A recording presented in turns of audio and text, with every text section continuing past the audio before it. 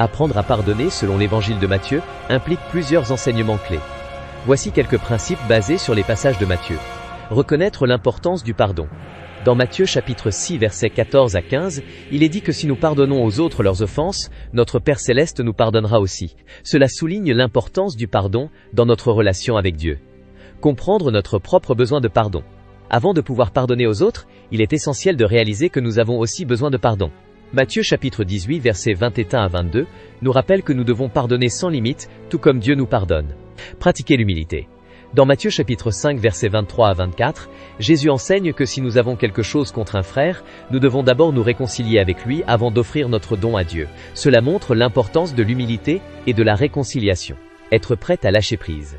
Le pardon implique souvent de laisser aller la colère et le ressentiment. Matthieu chapitre 5 versets 38 à 39 nous encourage à ne pas rendre le mal pour le mal, mais à répondre avec amour. Prier pour ceux qui nous ont offensés. Dans Matthieu 5 verset 44, Jésus nous appelle à prier pour nos ennemis et à bénir ceux qui nous persécutent. Cela peut aider à changer notre cœur et à faciliter le processus de pardon. Se rappeler que chacun est faillible, Matthieu chapitre 7 verset 1 à 2 nous avertit de ne pas juger les autres, car nous serons jugés de la même manière. Cela nous aide à comprendre que tout le monde fait des erreurs et mérite notre compassion. Utilisez des exemples bibliques.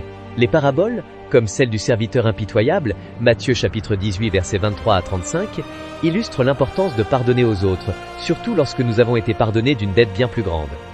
Prendre le temps de réfléchir. Réfléchir aux conséquences de ne pas pardonner peut nous motiver à le faire. Le ressentiment peut nuire à notre bien-être spirituel et émotionnel. Chercher la guérison. Le pardon n'est pas seulement pour l'autre personne, mais aussi pour notre propre guérison. Cela nous libère du poids du ressentiment. S'engager dans le processus. Le pardon est souvent un processus qui prend du temps. Il est important de s'engager à travailler sur nos sentiments et à ne pas abandonner. En appliquant ces principes, nous pouvons apprendre à pardonner de manière plus authentique, en suivant l'exemple de Jésus et en cultivant un cœur plein de compassion.